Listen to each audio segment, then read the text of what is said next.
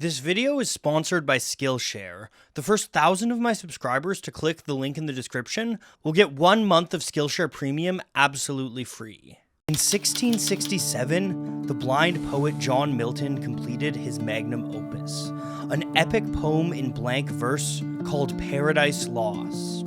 The poem is a retelling of some of the most important stories from the Bible, including Lucifer's fall from heaven. Milton's work is such a monumental piece of storytelling that much of your idea of who Lucifer is to this day is probably influenced by Milton's characterization. Throughout the poem, Milton almost seems to paint Lucifer in a sympathetic light at times. He's a tragic figure cast out of heaven for daring to rebel against the omnipotence of God. And Milton's God is truly terrifying, bringing fiery vengeance upon the demons who dared rebel. Near the beginning of Paradise Lost's second book, a demon named Belial is lamenting the rebellious cause, and he characterizes God's vengeance with a striking image. What if the breath that kindled those grim fires, awaked should blow them into sevenfold rage, and plunge us into the flames? Or from above should intermitted vengeance arm again his red right hand to plague us? 3 centuries after Milton first published his poem, a songwriter named Nick Cave co-opted those words and used them to craft his own dark masterpiece. Let's take a closer look.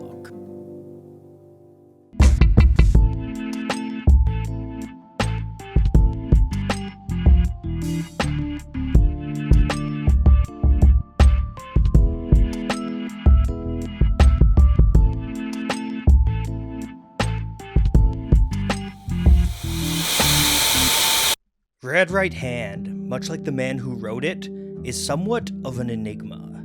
It's a song rooted not in a particular place or event, but rather in broad archetypes, symbols and images that have pervaded our culture for generations. And because of this, the meaning of the song is ever shifting. It resonates differently depending on who is hearing it, and when. Nick Cave admitted that he himself has felt this too. Talking to Q Magazine, he said, "A good song has the ability to continue to reveal itself to you long after you've written it." And this is why Red Right Hand pops up in so many different places in pop culture. The most famous of these is probably its use as the theme for Peaky Blinders. In an interview with Uncut Magazine, the show's creator Stephen Knight explained why he was drawn to it. There's a swagger, poetry, fallibility, flawed masculinity to that song that we aspire to in the show. That song gives you that world in your belly. Poetry and song are able to achieve in 2 minutes what we've been striving for over 24 hours. The ominous figure with the red right hand works as a clear stand-in for Thomas Shelby, the dark anti-hero of the show, while Nick Cave's descriptions of urban decay seem to match the show's depiction of 1920s Birmingham. And Abraham made his home in a cave. Of course, these things weren't on Nick Cave's mind when he wrote the song, but it can be difficult to pin down exactly what was. When pressed for stories of Red Right Hand, Cave has often been belligerent and inconsistent. In an interview with Rolling Stone, he said most of the lyrics were ad-libbed. "I had the title, and basically I knew what I wanted to sing about, and it was a matter of just going in and putting it down. There's certainly lines in there, obviously, that aren't off the top of my head, but there's ones there that definitely are." However, a 2014 interview with the New York Times tells a different sort of story. In that piece, Cave claims he filled an entire notebook with descriptions of the song's dark setting, including maps and sketches of prominent buildings. One way or another, that setting is integral to the song, opening the first verse with an eerie sense of atmosphere. Take a little walk to the edge of town and go across the track, where the viaduct looms like a bird of doom as it shifts and cracks.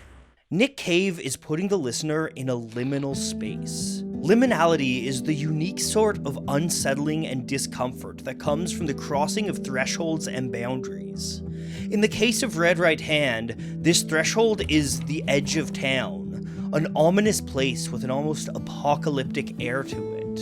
It's a place where one world ends and another begins, and possibly even a place from which one can never truly return. Where secrets lie in the border fires and the humming wires. Yeah, man, you know you're never coming back. In a lot of ways, this seems to share commonalities with another sort of liminal space, the crossroads of blues lore. And that blues connection is baked into the music of Red Right Hand. At its core, the song is a simple 12-bar blues turnaround. Mick Harvey, one of the Bad Seeds, said this turnaround was born when Nick Cave asked the band to play something that was in a key he didn't know. They responded with this simple piece of atmosphere in B, and the song grew out of that.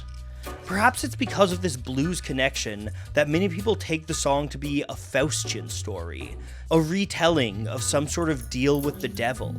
It's certainly easy to read that into the song. Cave characterizes the man with the red right hand as someone who will make you dangerous offers for things you need. You don't have no self-respect. You feel like an insect. Well, don't you worry, buddy, 'cause here he comes. But as easy as it is to read the devil into Red Right Hand, it's important to remember where the titular phrase originally came from. While it was a demon who spoke the phrase in Paradise Lost, he wasn't using it to describe the devil. He was using it to talk about God. 2 years after he released Red Right Hand, Nick Cave mentioned the phrase again in Song of Joy, the opener to Murder Ballads. In the liner notes for that album, Cave describes the phrase as referring to divine vengeance. Cave's lyrics even reference the Holy Trinity when describing the man with the red right hand. He's a god, he's a man, he's a ghost, he's a goof. This character seems to simultaneously represent the divine and the profane, or perhaps he occupies the threshold between those two spaces. In the second verse, Cave paints the character with strange contradiction, saying that he'll fill your soul and heal your pain, but following up with an ominous note, you'll have no control over this. He'll reach deep into the hole, heal your shrinking soul, but there won't be a single thing that you can do. Nick Cave is stripping the listener of their agency. When you engage with whoever he's singing about, your fate is in his red right hand. This sentiment is reiterated in the final chorus of the song. You're one microscopic cog in his catastrophic plan, designed and directed by his red right hand. Probably more than anything else in the song, these last lines lend credence to the idea of the song's titular character being a representative of God. And if that's the case, I think it's a criticism of a sort. The characterization of God as an omnipotent, omniscient force seems like a comforting promise. People will pray to this God in hopes of improving their living conditions, finding fulfillment and happiness. And yet that same omnipotence means that the situation people are trying to escape is part of God's master plan. Cave was raised Anglican, but abandoned organized religion early in his life. In a sense, I think Red Right Hand is a reflection on some of his criticisms of that institution. Toward the end of the third verse, he depicts the man with the red right hand traveling through all sorts of poor neighborhoods. Through the ghettos and the barrio and the barry and the slum. And that verse ends with one of the most sinister images, stacks of green paper in a red right hand. All too often, the promises of salvation are used to pull money out of those in the most desperate situations. But then again, maybe it's not God in a biblical sense. Maybe it's a broader parable about one of the things that God can represent: power. In the last verse of the song, Cave pulls popular media into this dialogue and offers the listener a warning and a chance of exit. You'll see him in your head on the TV screen. Hey buddy, I'm warning you to turn it up. In more recent live performances of the song, Cave has even updated the lyrics to say that you'll read the man's little tweets. You'll see him on your fucking internet, Instagram page. You'll read his little tweets. So maybe the promises aren't those made by God or the devil, but those given by grifters, salesmen, and politicians. Or maybe the point is that it's all of them. After all, the titular character is a ghost, a god, a man, and a guru. The enigmatic nature of this character is intentional. I don't think Nick Cave is trying to moralize or teach us a lesson. Instead, I think he's trying to encourage us to probe into our own psyche, to look at where we seek out power and fulfillment in our life, and to challenge the true intentions behind those who promise it.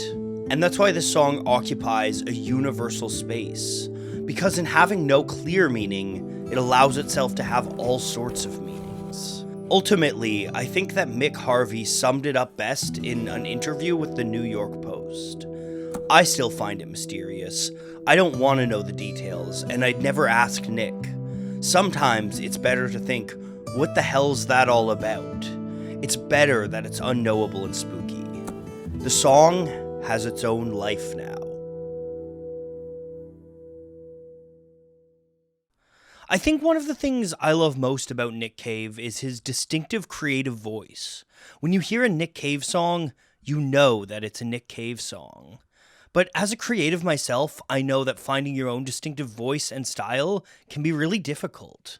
That's why I recommend checking out Andy Pizza's Find Your Style on Skillshare. Whether you're a musician, artist, writer, or really any sort of creative, this course will help you tap into your own voice and your own personal influences to create something that is uniquely you. If you want to check it out, the first 1,000 people to click the link in the description will be able to do so absolutely free for an entire month. And not only does following that link get you a free month of Skillshare, it also does a ton to support my channel. I'm sure you know the deal with Skillshare by now. Thousands of courses on all sorts of topics, the best place online to seek out some self-improvement, or even just to hone your existing skills. One thing I've been watching to hone my own skills is Philip D'Amico's 2D motion graphics class on Skillshare. Philip is the brain behind Volksgeist, and in that class he'll teach you all sorts of the skills that video essayists like he and I use in our motion design. So go ahead and click the link in the description, and you can get a month of Skillshare absolutely free. Thank you all so much for watching.